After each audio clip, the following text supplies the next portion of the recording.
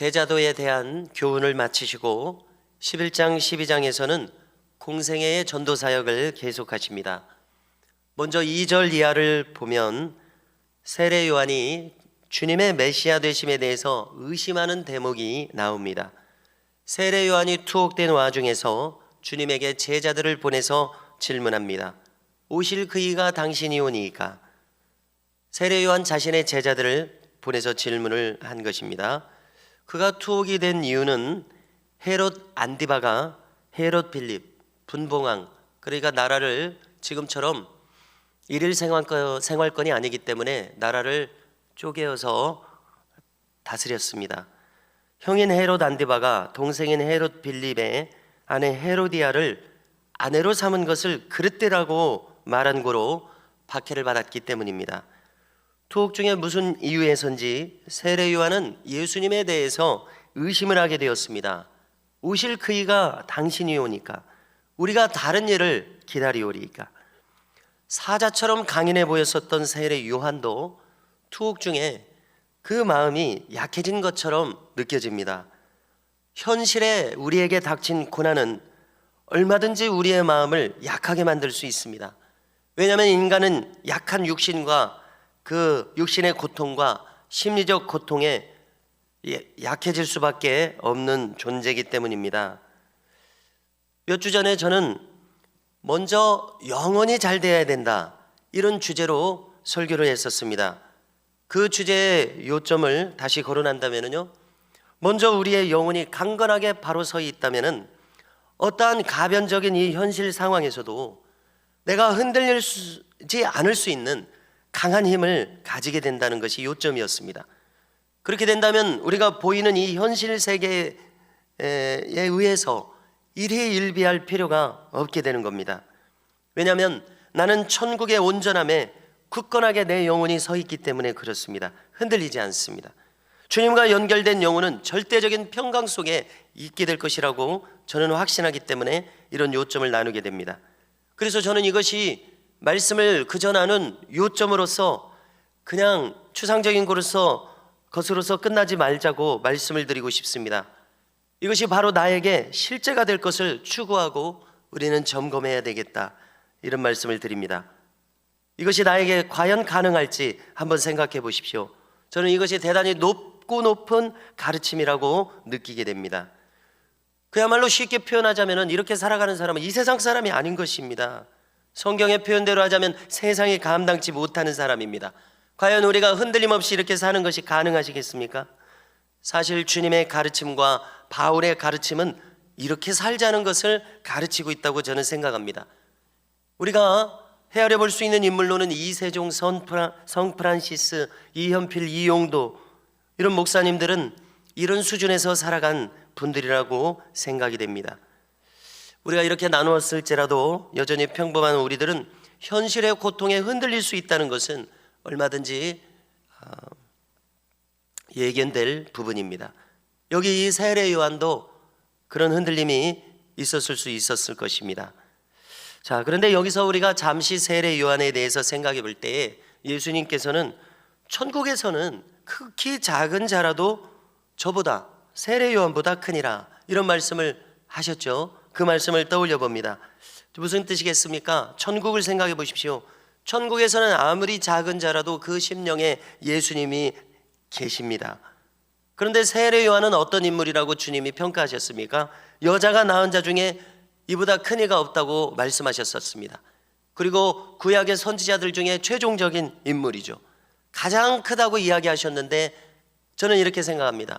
예수님 오시기 전에 구약의 인물들 중에서, 그러나 예수님이 오셨을 때는 이제 천국이 임했습니다. 영원한 나라지만 우리의 마음에 임하지 않습니까? 그러니까 지금 여기 천국이 임했을 때는 아무리 작은 자라도 예수님 오기 전에 큰 인물인 세례 요한보다도 크다, 그가 전한 메시지보다도 크다, 그가 기다리는 마음보다도 크다. 왜냐하면 이미 오셨기 때문에 이렇게 생각하게 됩니다. 아무리 해도 직접 예수님을 경험하는 것이 아니었었습니다. 그러나 믿는 자는 아무리 작은 자라도 예수님을 직접 경험하도록 해주셨습니다. 그것이 바로 아무리 작은 신자라도 그를 크게 만듭니다. 할렐루야. 그러므로 천국에서 큰 자가 되는 이 사실이 나에게도 현실화되고 진실이 되는 것을 우리가 추구해야 될 줄로 믿습니다. 이 세례 요한이 자기 제자들을 보내서 던진 질문에 대해서 주님은 많은 말씀을 하지 않으셨습니다. 요한의 제자들에게 너희가 듣고 본 그대로 가서 말하라. 무슨 뜻입니까? 내가 오실 그의 메시아니라, 이 뜻을 조금 완화시켜서 말씀하신 것이죠. 그들이 듣고 보는 것이 무엇입니까? 그것은 5절 이하에서 나타나 있습니다. 맹인이 봅니다. 못 걷는 사람이 걸으며 나병 환자가 깨끗함을 받으며 못 듣는 자가 들으며 죽은 자가 살아나며 가난한 자에게 복음이 전파된다 하라. 이 내용을 우리가 성경에서 찾아본다면요, 이사야서 25장, 29장, 35장, 61장의 내용을 그대로 실현하고 있다고 말씀하신 것이 됩니다. 바로 내가 오실 그의 메시아니라. 그러므로 무슨 설명이 더 필요하겠습니까? 이 대답으로서 충분히 세례 요한에게 대답을 하셨습니다. 그리고는 이제 그들을 보내고 여기 지금 앞에 있는 무리들과 제자들에게 경고를 하십니다. 6절을 보니까 누구든지 나로 말미암아 실족하지 아니하는 자는 복이 있도다. 무슨 뜻입니까? 세례 요한은 투옥된 그 연약한 심령 속에서 주님을 의심했습니다. 예수님이 하시는 것을 볼 때 자기도 판단을 해볼 때 예수님을 의심했습니다. 예수님의 어떤 점 때문에 메시아가 아니신가 보다라는 마음이 들었다는 얘기죠. 그러니까 예수님의 어떠한 모습 때문에 실족해서 넘어지지 말라는 겁니다. 예수님의 인간적인 조건 때문에 메시아가 아닌가 보다라고 이렇게 걸려 넘어지지 말라는 것입니다. 인간은 외모를 보고 판단합니다. 그렇기 때문에 믿는 자들뿐만이 아니라 이 세상 모든 사람들은 예수님의 겉으로 드러난 모습 때문에 예수님에 걸려 넘어져서 예수님을 믿지 못합니다. 그렇죠. 이유도 참 많이도 잘도 됩니다. 그래서 알아서들 자기 마음속에서 예수님에 걸려서 넘어집니다. 이런 것들을 떠올려 볼 수가 있죠. 걸려 넘어지는 것들을 첫째, 예수님은 인간 아니냐? 왜 하나님이 인간이라고 하느냐? 둘째, 예수님은 목수 아니냐? 왜 그런 초라한 인간을 신으로 생각해야 하느냐? 사람들 마음속에서 이런 생각들이 일어납니다. 세 번째, 왜 신이 꼭 2000년 전에 이스라엘에만 와야 되느냐? 참 이런 생각들을 합니다. 네 번째, 이순신 장군은 어떻게 된 거냐? 이건 잠시 답을 한번 해보겠습니다. 좁은 인간의 머리로 따질 계제가 아닙니다. 우리는 나의 머리카락 개수도 모릅니다. 인간은 알 수 있는 것이 아주 제한적입니다. 우리가 다 알 수 있다고 생각해서는 안 될 것입니다.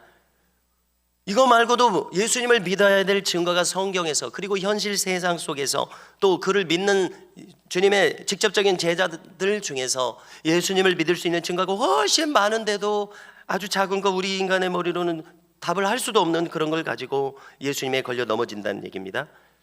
로마서 2장에서 이방인은 자기 양심이 율법이 되어서 구원받는다고 했습니다. 그런 느낌을 우리에게 줍니다. 이순신 장군, 그분이 하나님의 법도로 충만했으면 구원받을 것입니다. 걱정할 필요 없습니다. 문제는 이순신 장군이 문제가 아니라 당신은 구원받겠느냐는 문제입니다. 다른 사람이 문제가 아니라 항상 내가 문제인데 오지랖 넓게도 남을 잘도 신경 쓰는 것이 인간의 마음이죠. 핑계대는 것이죠. 문제는 나입니다. 나는 어떻게 되고 있느냐는 것이 문제입니다. 다른 사람 이야기하면서 헛물을 켜고 있는 것이죠. 안 믿을 이유를 찾고 있습니다. 다섯 번째, 이런 질문들은 모두가 피상적입니다. 만일 그들이 예수님이라는 이 이름, 예수님의 겉모습, 초라한 겉모습에 걸려 넘어지지 않고 자기 양심과 영혼이 정직하게 예수님을 직면한다면 예수님을 믿지 않을 사람은 아무도 없다고 저는 생각합니다. 모든 사람들이 사탄이 주는 거짓말, 거짓 사상, 거짓 논리에 속고 있습니다. 그 거짓된 생각들을 뚫고서 예수님을 믿게 되려면 정말 하나님의 역사가 아니시면 불가능하다는 생각이 들어집니다. 죽음에 대해서만 묵상하고 생각해도 이승의 세상이 아니라 저 죽음 너머의 세상을 묵상하기만 하더라도 예수님을 찾게 될 것이라고 저는 생각하게 되는데요. 불신자들은 거짓말들을 그렇게도 잘 믿고 자기를 살릴 생명의 말은 하나도 수용하지 않고 다 거부합니다. 튕겨내버립니다. 거기다가 자기 양심마저 죄악으로 오염되어 있다면 도무지 불신 영혼들이 살 길은 전혀 없어 보이도록 느껴집니다. 그러므로 인간 영혼의 구원은 정말 성령의 역사가 아니시면 참 불가능하다고 생각이 됩니다. 10절, 주님은 세례 요한과 그의 사역을 높이 인정하셨습니다. 보라 내가 내 사자를 내 앞에 보내노니 그가 내 길을 내 앞에 준비하리라 하신 것이 이 사람에 대한 말씀이니라.